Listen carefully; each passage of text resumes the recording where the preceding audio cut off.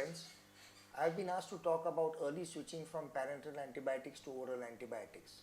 At the outset, I would like to thank Biological League for inviting me to give this short video presentation. As per WHO, the rational use of antibiotics is very important into all critically ill patients and all patients who are suffering from bacterial infections. We know that the rational use of antibiotics means selection of the right patient. The drug needs to be given in the right dose for the right duration, and of course the right antibiotic needs to be given. Whenever you are giving intravenous antibiotics, definitely these patients are seriously ill, they are hospitalized, they are suffering from severe infections, and intravenous antibiotics are required for early penetration into the tissue to maintain good levels into the blood, and also so that frequent compliance of the patient can also be strictly followed.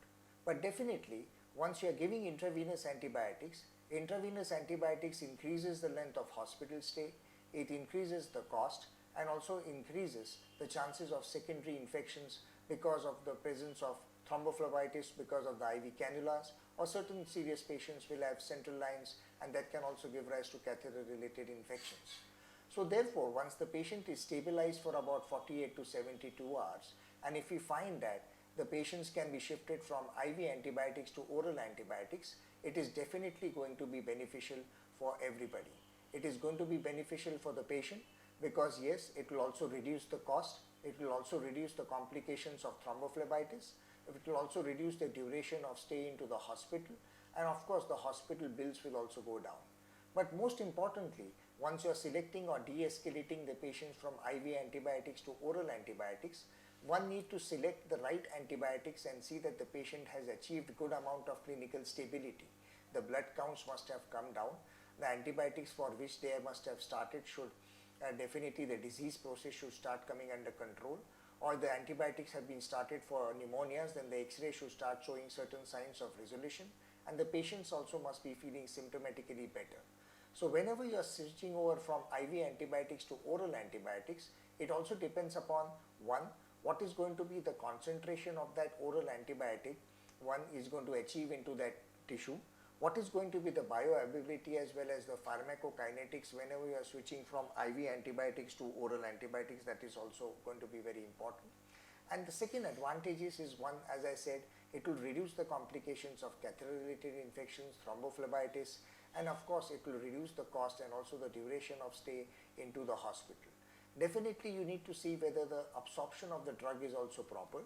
You need to see that the proper drug levels are going to be achieved at the site of infections, and also the bioavailability plays a very important role as far as that.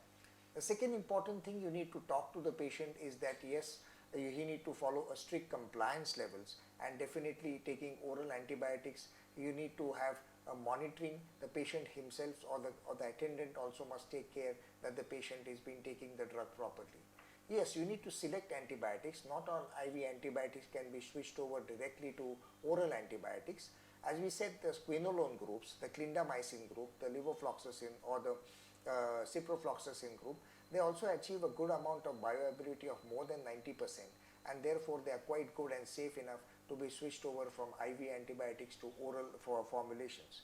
Certain antibiotics have got a bioavailability between about 50% to about 85%, like the amoxicillin group, the cefozolin, or also the azithromycin, and therefore you need to see that the patient has achieved adequate amount of clinical stability before switching over from IV to oral antibiotics.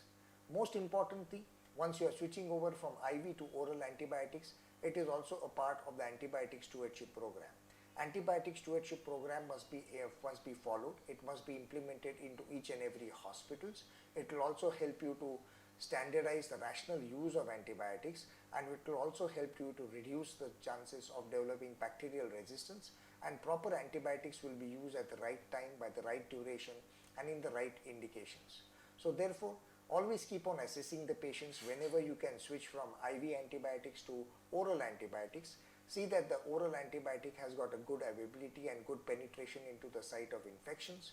It will also help you to reduce the cost of hospitalization, the chances of thrombophlebitis, and of course the patients will also start feeling better, and the patients, definitely the compliance of the patients will also be better. The cost factor or the hospital bills, or stay into the intensive care unit or stay into the hospital will also go down.